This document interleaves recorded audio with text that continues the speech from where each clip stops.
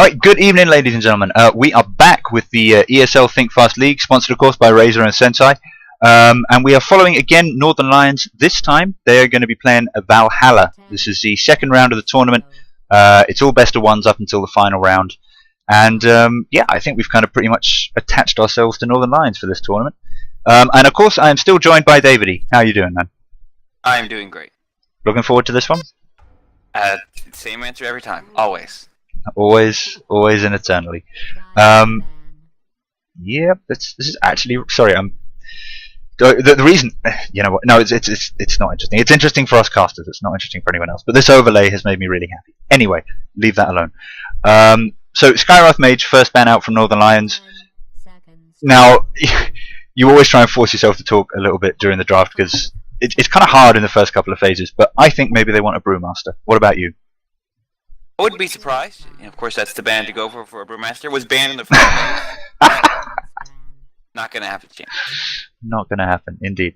Of course, what they could do now is just try and bait out a couple of bans. If Valhalla are going to be responding kind of automatically to what they choose to ban, then they might be able to just kind of orchestrate it and maybe leave in something like Faceless Void. But they just don't want to see the Terrorblade, which I think is fair enough. A lot of teams, I think, even some really good ones. Could be a Death Prophet ban here for the Dire. You think? Should be. We'll see. If they ban Death Prophet, Northern Lions will just pick up Faceless Void. Still other Faceless counters in the pool. I wouldn't disagree that Faceless would be a bad pick. Faceless Void was available first pick last time, ignored by both teams until it was banned in the second phase. That's true. That's true. Yeah, he's just such a great offlaner. You know, safe lane it's always a little bit, but run him in the offlane. That's an odd line of thought coming from you. I know. Well, recent conversion. I do like him in the safe lane, but he's not your go-to. Oh god, we got to get him in the safe lane because, as you said, there are plenty of faceless counters. But for what he can do as an offlaner, if he gets up that farm in the offlane, that's huge. And we do see him banned out, so we're not going to get to talk about any of the things that we were just talking about. The first round of banning, entirely just blowing smoke. Northern Lions with the first pick. I'm very curious to see what they're going to go for here. They don't have an insta pick lined up, it seems. Should be Death Prophet, frankly, but it may not be their preference, which is fine. That would be the meta pick. Wow. do you just want to go and join the Northern Lion fans in the Twitch chat and just read their minds? No, don't. Please stay. Great minds. So we get Viper and Venomenter coming out from Valhalla. Now, you talk first, because otherwise I'll just not stop. Well, I mean, this is obviously a lot of damage over time. That's putting it slightly mildly. It's a slightly odd choice versus a Death Prophet. Considering that generally against Death Prophet you want initiation and burst damage, because her ghost will heal her up over time. And you need to take her out as quickly as possible, because that ends her ult. So it's a somewhat suspicious pick. Viper does fine versus Death Prophet. He's going to do fine against almost anyone in lane, but won't really shut her down, because she can always farm from far away with Crypt Swarm. But, no, it's not a horrible choice, although I don't personally see it myself. I mean, for anybody who doesn't know this, who doesn't tune into the channel regularly, me and David play Viper a lot, both of us. Hate us if you want to. Once or twice. Oh, it's sarcasm, right? Okay. Personally, though, I think Death Prophet works really well against Viper. It might just be because I always try and be too aggressive, but I'd agree. Like the Crypt Swarm is hard to avoid. It's not a question of sometimes she'll hit it. It's a question of sometimes Viper will be able to avoid it, unless there's a huge skill difference between the players. And the other option, of course, is Viper side lane. And Viper side lane with Veno is you like your aggro tries to be quite tanky and really be able to feel they can take the hits. I think slows and DOT are one of the ways that you can make it so they don't need to be quite so tanky. And I could see an amazing safe lane or aggro try. And of course, both of those heroes also built for pushing, not traditional pushers on Viper. Lineup from Valhalla. Sorry, what, a TA Bristle? I said could be an aggressive lineup, Valhalla. Oh right, yes. I don't know where I had TA and Bristle then. But yeah, I kind of like those. Northern Lions just going for the AA. Yeah, sure. Don't see a huge problem with that. I'm not sure if it's strong. If it was an aggressive try lane, having Chilling Touch available is always good. Mhm. I suppose actually the AAL is also going to be very useful because having a Viper, if you're laning at mid in the current meta, does pretty much guarantee you a very early mech, and the AAL could make a huge difference just to be able to prevent that early heal, because he'll have it at 6 to counteract the mech that Viper will have probably at around if he does well, probably at around the same time AA hits 6. This is actually something I wanted to talk about Wave Lounge on tomorrow, but I think we've seen with the changes to the meta and the nerfs to the mechanism. Oh, that's an aggressive lineup if I ever saw one. There it is. This definitely could be an aggressive tri lane from Valhalla. I would be surprised very little if it was. It's very early to be. So we'll go back to what you were saying in a second, but it's very early, don't you think, to be choosing to go with such an aggro lineup? I mean, you don't even know. I'd agree. Not knowing anyone about what the carry is, I'd agree. I mean, if Northern Lions now chooses to run some incredibly squishy farm-dependent safe lane carry, then yeah, sure, it's going to turn out to be great. If they choose to run just roamers with fairly self-sufficient and mid-game carries in all the lanes, which they could well do with Ancient Apparition and Earthshaker. Yeah. Wow, and a PA pick. Now, maybe it's duels, actually. Maybe they're doing dual lanes, because you can't leave PA alone solo safe while you run an aggro try, and you can't really take her... Well, I guess you can take her into an aggro try. PA mid against Death Prophet? I don't see why not. Am I missing something here? Or would she... Well, all of Death Prophet's damage, which is fairly significant, is magical. You won't be able to evade that. Like, she only needs to land a couple of crypt ones. A lot of the blur in lane. Sure, but you just be passive. Crow, farm with dagger. I'm highly skeptical about that lane. I've never seen it, so you could well be a little bit skeptical about that one, to be perfectly honest.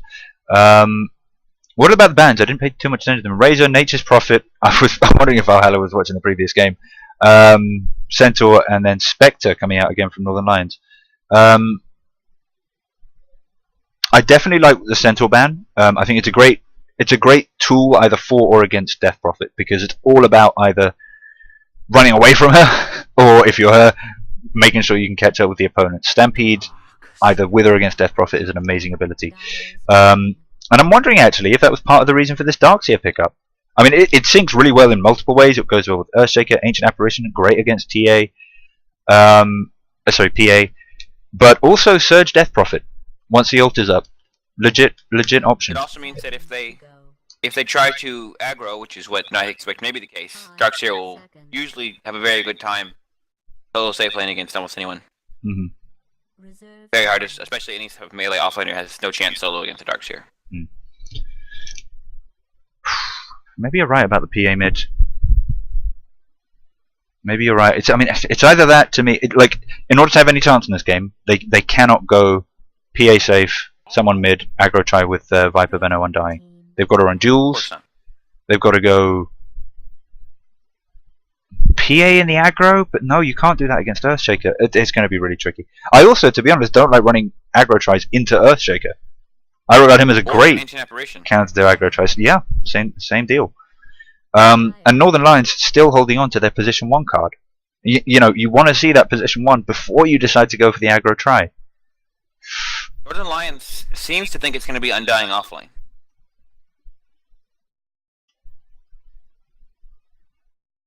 With Viper mid. PA safe lane. That's what they seem to do. PA safe lane. Okay. I could see that. What, and then they're planning on running aggro try? And letting the Darkseer just go up against the Undying? Because they banned the Rubik, they think that Valhalla wants another support. Which would mean core Undying. I could see that. And I can actually see Undying syncing quite well with both Viper and PA. But if they were going for another support now, it would leave them hugely lacking in tank. Of course, Northern Lions didn't go for huge tank last game and won, and haven't gone for huge tank this game, and, well, may well win. But no, we see Valhalla going for the Weaver. So, dictate to me the lanes, David. It should be, as I'm reading it, Weaver solo safe lane, PA mid, Viper, Unvenomancer, Undying, aggro try, up against Ancient Apparition, Earthshaker, and whoever's going to be picked right here. And +1. Could be the situation. Could be wrong. But my spider senses are tingling, if you pardon the pun. Yeah, I'm curious here.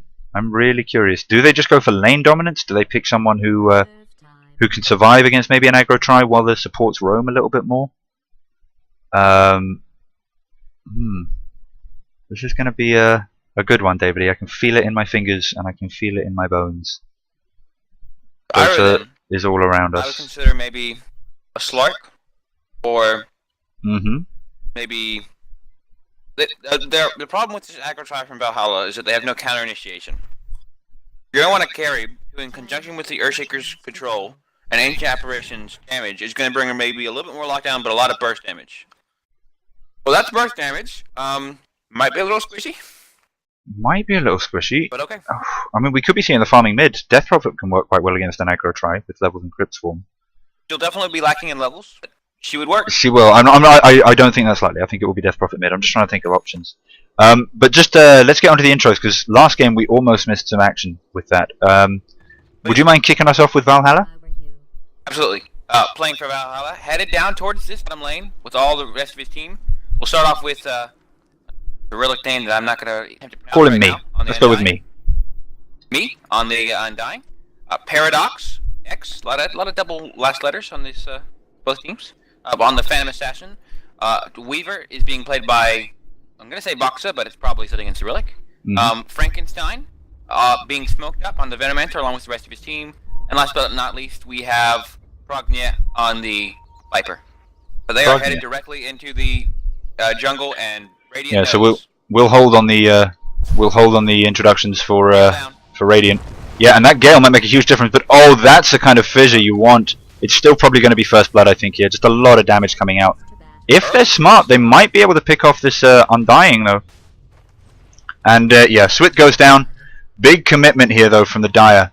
And we do. Oh, and a nice fissure there to block up the Undying, but Undying is just going to TP out. I'm not so sure about that Tombstone. I mean, it will end up being fine. He's going to TP back and get.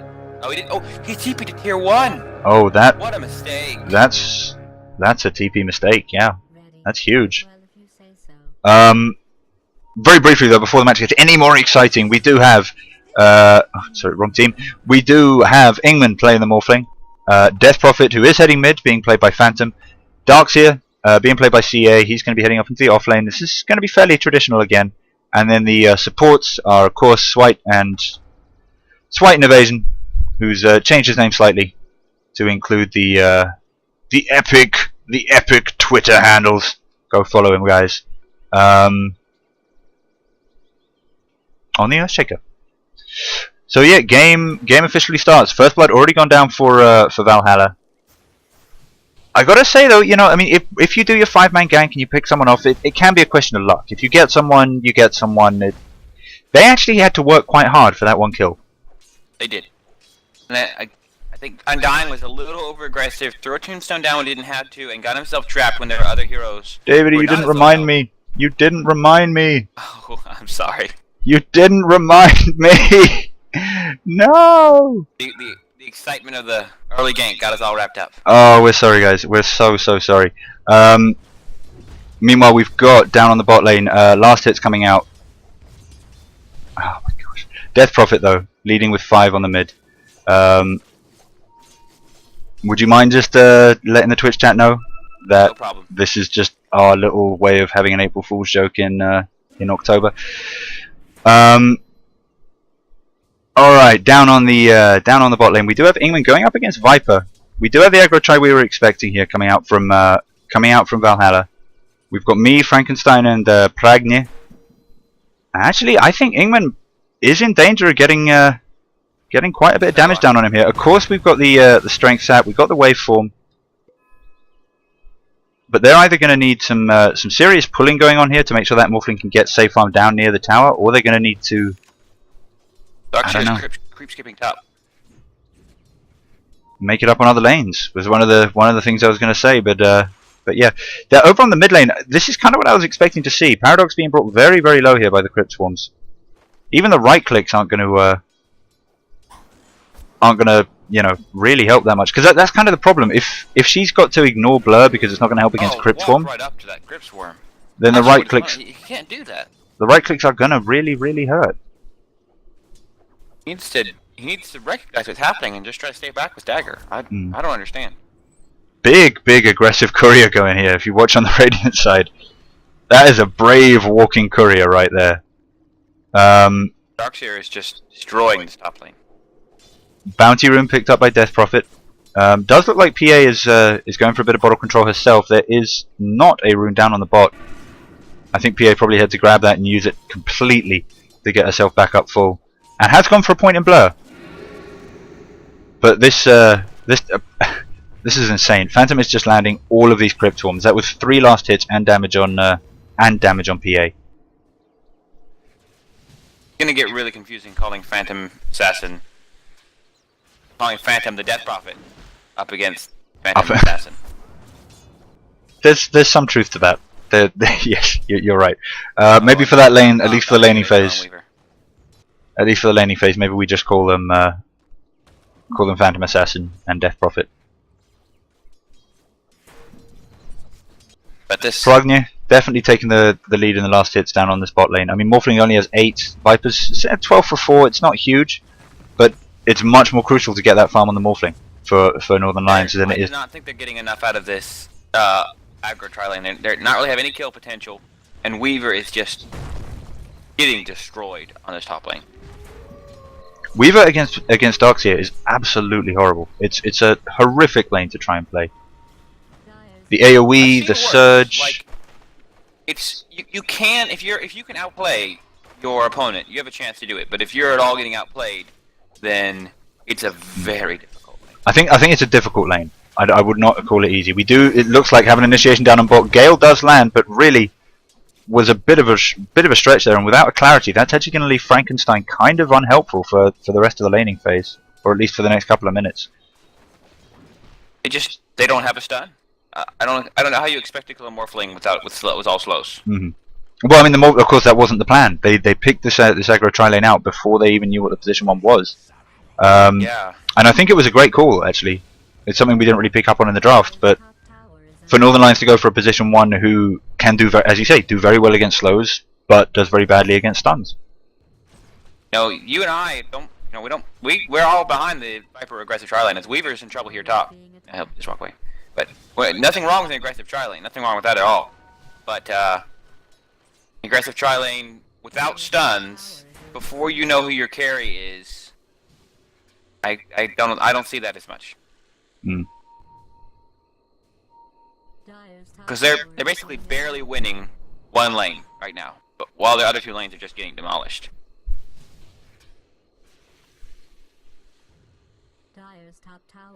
And let's have a quick look at top as it goes down. Darkseer not able to get the last hit, but that's really the first thing that's gone badly for him in the entire lane.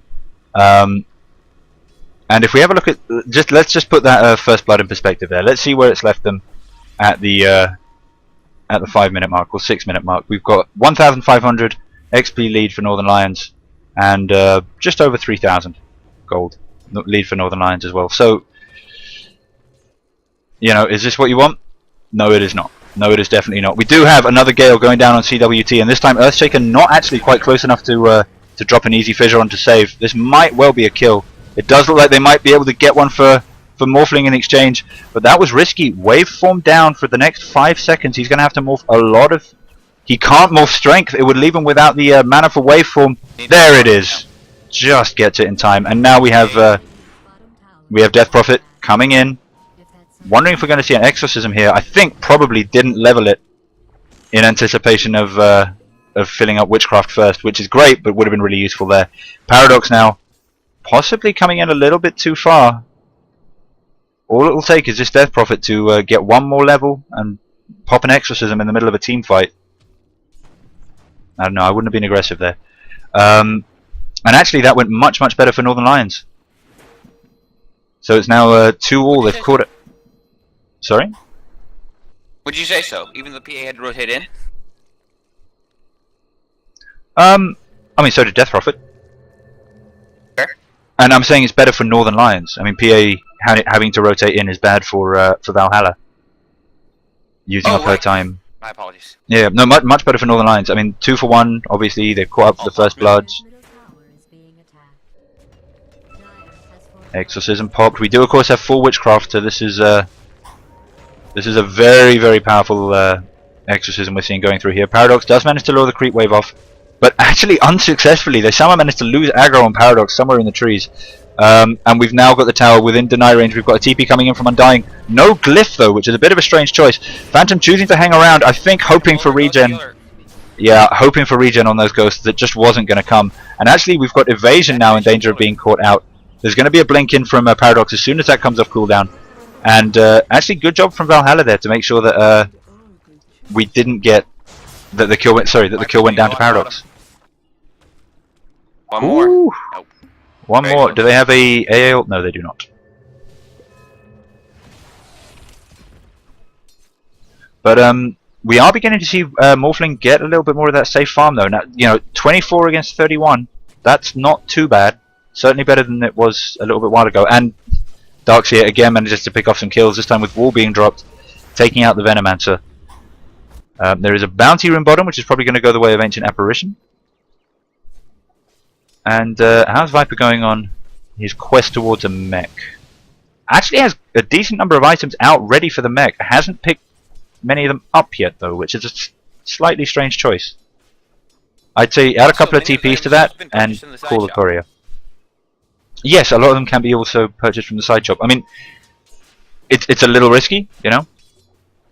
Here we go though. Ingman coming in. Not. Oh, I thought they were pinging that out for an attempt at a kill there, but apparently not. Maybe just pushing the lane.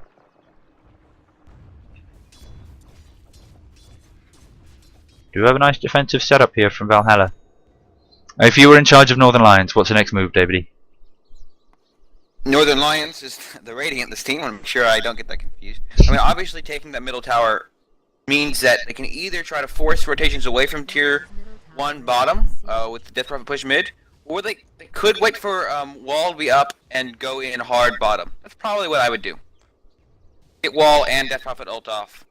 Try to pick off this Weaver and then go bottom. And they are going on the Weaver now. And take a quick look how that goes. On the Weaver. Oh, but beautiful time lapse there. That was perfect. Silence. Oh, but we do also have action going down on bottom. Frankenstein gets picked off very quickly. A combination of waveform and echo fissure. Tombstone was dropped.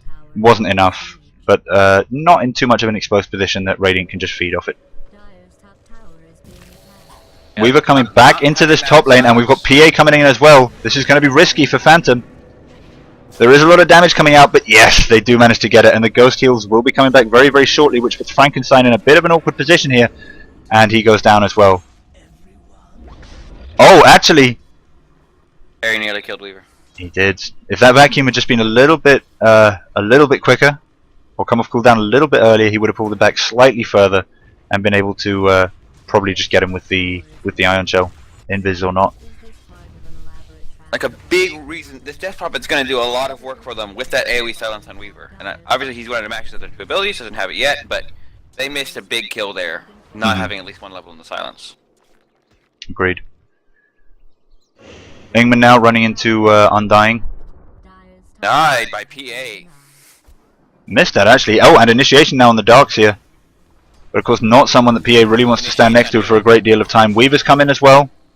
There's a slow on the Darkseer. Surge has just worn off as well, so this is really going to start to hit in. Paradox does decide to go for it, manages to get a kill. Eating Crypt Swarms left, right and center though. We don't have TPs coming out from Radiant either. I think they're trusting that the Death Prophet will be able to get away, or at least closer to the tower. And they're going to try and take the tier 1 on bot lane. He'll die. I think it's a bit of a shame though. Like they really could have had some kills here, and we do now see TPs come in. Here's Morphling. But really they needed Earthshaker at that point, I think. Does manage to pick off Frankenstein. Again, these waveforms are just it's like they're heat-seeking missiles aiming for Venomancer. Now evasion is here. There is going to be a fissure very, very shortly, and they catch it. Waveform. Not even sure if that needed another right click. Morphling bottled Earthshaker as they were chasing Death Prophet so that he could have enough mana for that fissure. Really good play from Morphling. Well played. Do have a bit of a dire rotation round on this bot lane. They get an obs out. Nice positioning on that. Make sure you can scout out what the Northern Lions squad is doing behind the towers. The target this time does seem to be Pragna. Dire's middle tower is under siege.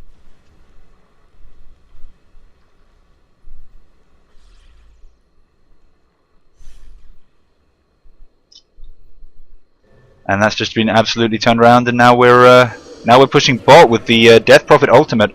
Viper wants to go around, does manage to get his ult off on Death Prophet, who is just such a fast hero. So you can basically run around regardless. Does have her ult pop though, and she's still going to be wanting to do something with it. Would be very, very risky to go anywhere near that tower though.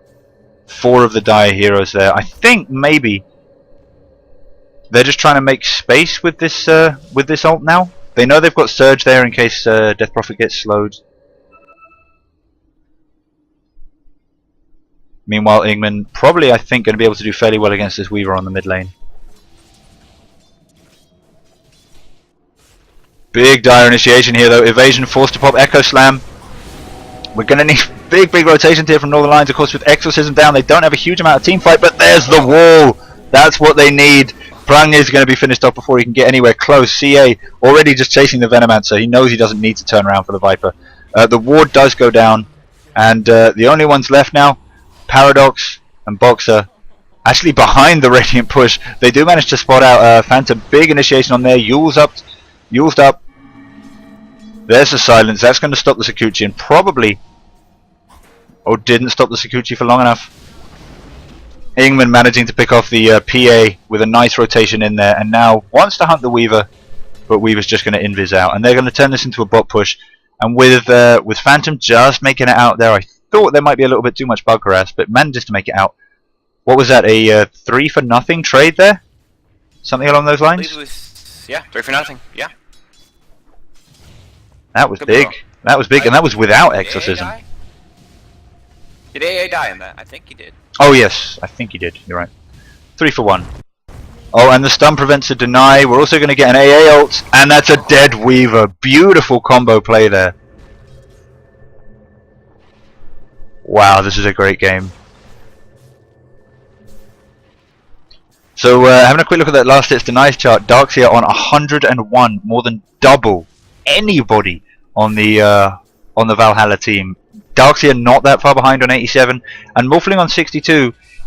It's not the best farm for a Morphling, sure, but it's better than all of the dire heroes. So no big complaints there, and that is really all that aggro tribe managed to buy for Valhalla. Just that the fact that Morphling isn't on 200 last hits. That's what they managed to buy with the aggro tri lane, and it's not enough. You know, you in the games, you always ask me, you know, what are my thoughts, you know, what really occurred in the game. Can I give my answer now? Yes.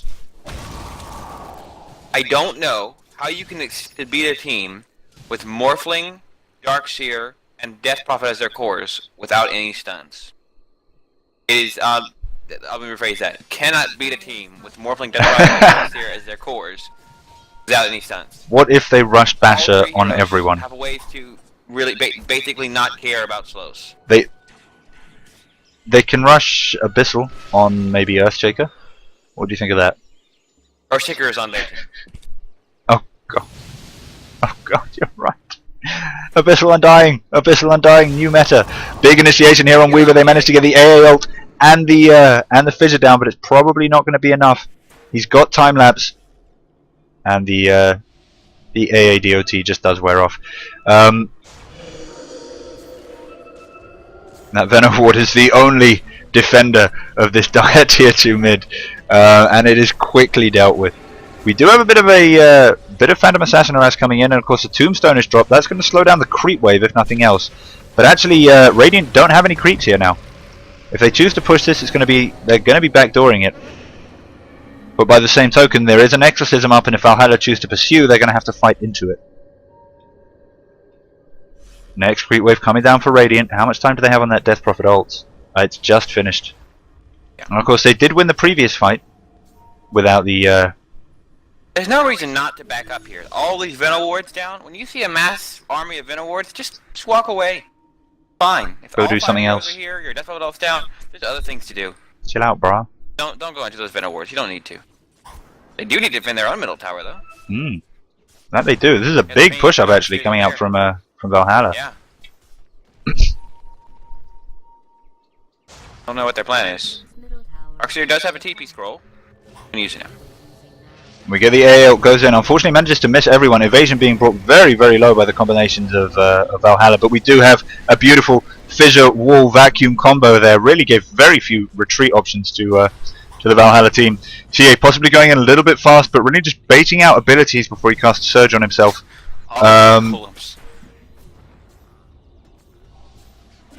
And that's another quick kill there, though. Ingman on Morphling finally going down to Weaver as well. Yeah, without that Tombstone, the pushing is going to be hard, but... sorry, yeah? Morphling used his waveform to go in behind the Tombstone to take it out. That was unnecessary. I think sort of... Oh, the PA is going in on Darkseer. No, nothing, okay. Oh, yes it is. It's going to happen with Phantom coming in from the other side. I think it might end up being Pranji being the target, though. Viper getting very, very low. It's going to be one more Crypto on. Oh, no, but a beautiful mech. And actually, the Blink initiation from PA onto that Darkseer is beginning to look a little bit scary. Helped out by a fissure. But now it's just going to be a question of getting Evasion and Phantom out and away from danger. Nice Yules there from Phantom. Going to use it as cover for a TP, and that really was her only option. So beautiful play there. Viper for Darkseer. Normally I'd say even trade. I gotta say though, I think that favors Valhalla. That's definitely a win for Valhalla. Yeah, because Darkseer has been, well, farming, killing. That kind of crazy waveform in from Morphling. That it all fell apart based on that kind of that one poor decision. And of course, just in case, I don't know if I mentioned it in this cast, the winner of the overall tournament here does get a whole bunch of Razer hardware. That's the kind of basis for this. So shout out to Razer as well for providing that. And there it is. I was going to say, Lessig has got a great opportunity there for a fissure, just to get some decent damage on some very squishy heroes. That and we do have a big initiation here from Paradox. This is kind of the equivalent of that Morphling waveform you were talking about earlier. Big blink in. Phantom just has to pop. Oh my god. Oh, and then we have Boxer now trying to trade hits with the AA. Should generally work in his favor, but he has already used time lapse. The pings go out. Weaver's over here, guys. Weaver's over here. Weaver knows everyone's getting low from the Venomancer ult. I don't think he can actually do anything about it. I keep getting weird, weird glitches just on the command calls AA. Oh, commended. Is this the final tier 2? Do you think? PA for 10 seconds, not a huge amount of time. Yeah, I don't think it is. Don't think so. No, I think they're gonna farm for Death Prophet ult to be up. They've successfully defended their tower with it at this reset time. But I mean, I think that fight was a perfect example of what I was talking about.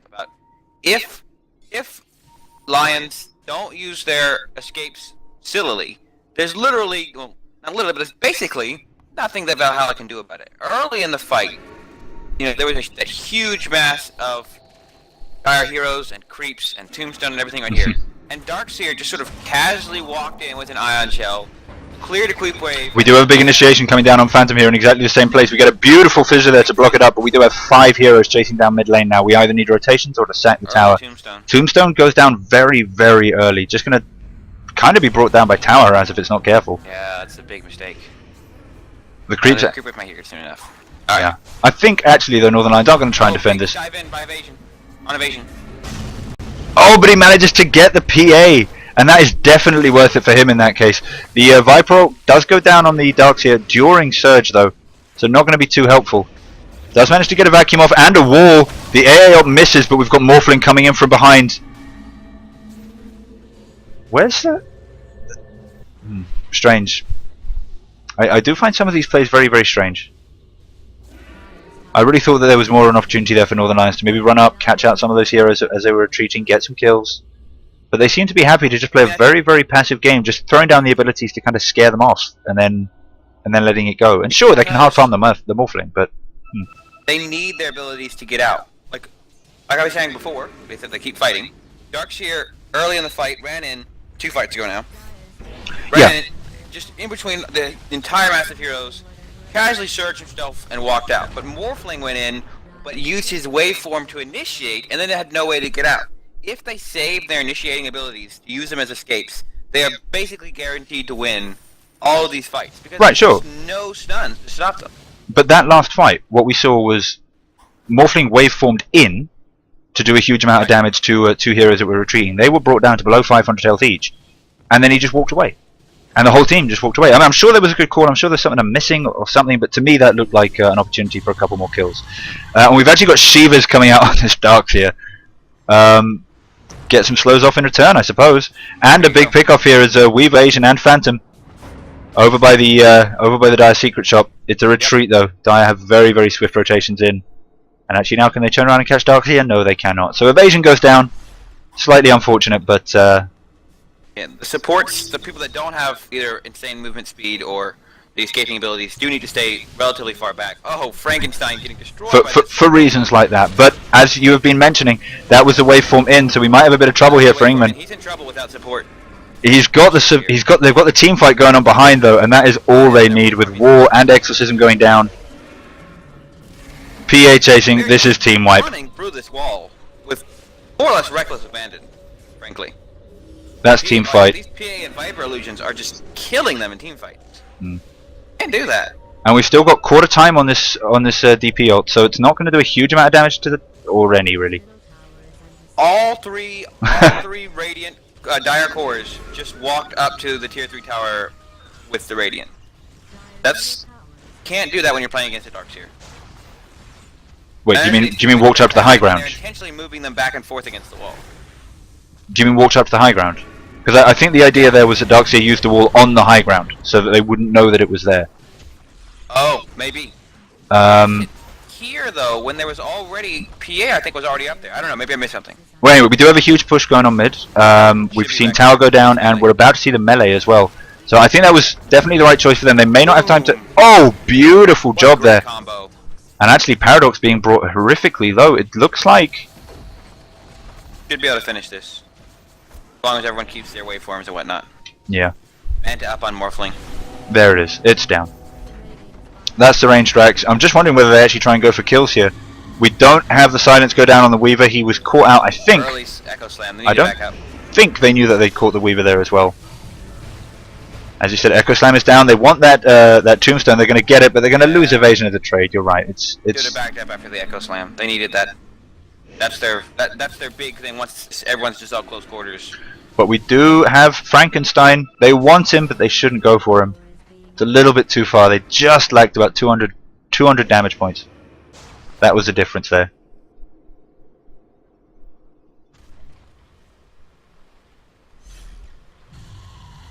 And we have CA pushing out top. Very well played. Right up until not backing up after the Echo Slam. That was very clinical push from Lions.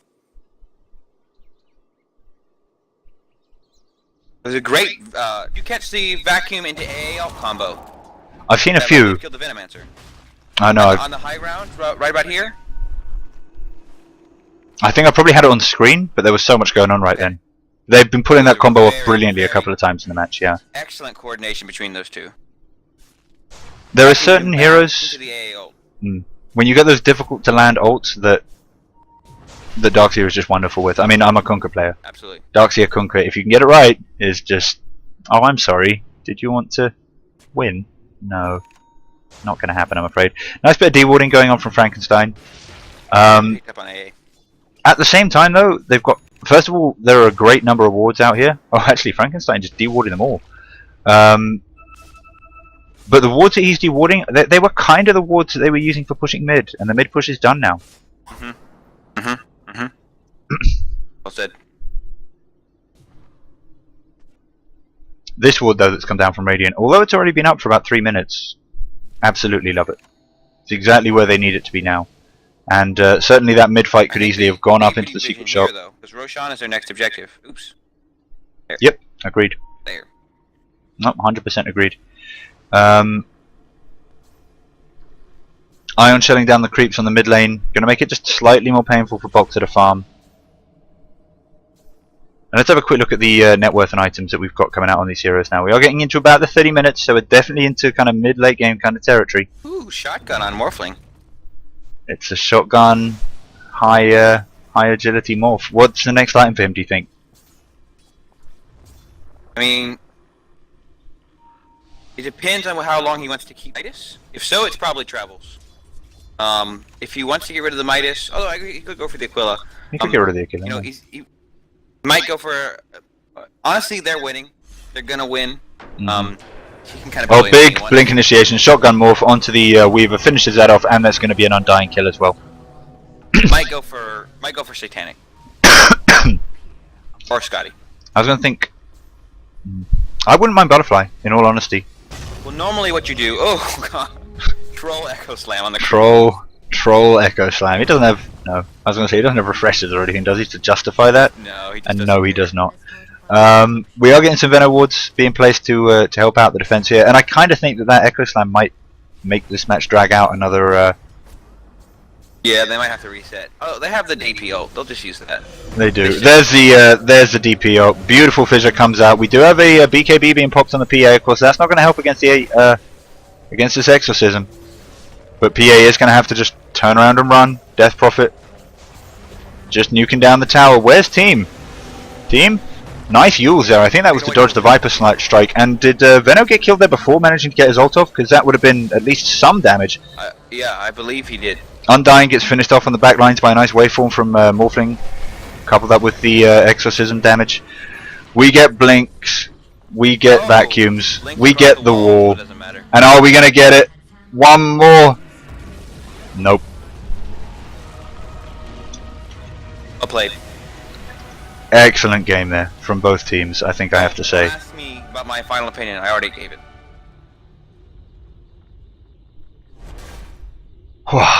Sorry, I'm just having a quick breather. Yeah, excellent play, I think, by both teams. Absolutely great play. Yeah, David, he said his final word. Please do check him out, by the way, on twitch.tv/DavidYStevenson. Another one of our great casters over at the Wave. For myself, I think, yeah, that was a straight victory. I think Valhalla were doing certainly very well. I can totally believe that they won their first round game. But that aggro try, it was the wrong time to try it. It's not really the kind of thing you can run as just a pull out when you need it pocket strat. It's got to be a counter to something like I was going to say a Faceless Void, but not even a Faceless Void. Tiny. Yeah, it would be a great counter to Tiny. I can see it even working against something like well, anyway, it certainly didn't work there, and Northern Lions going through to round 3, and they most certainly deserve it. Thank you very much, everybody, for tuning in. Please do follow, like, or subscribe, and I'm going to try and, I think, stick with Northern Lions straight the way through this game, this tournament for today. So, any Northern Lions fans, please do hang around. I'm going to look at who we're playing next. Ciao!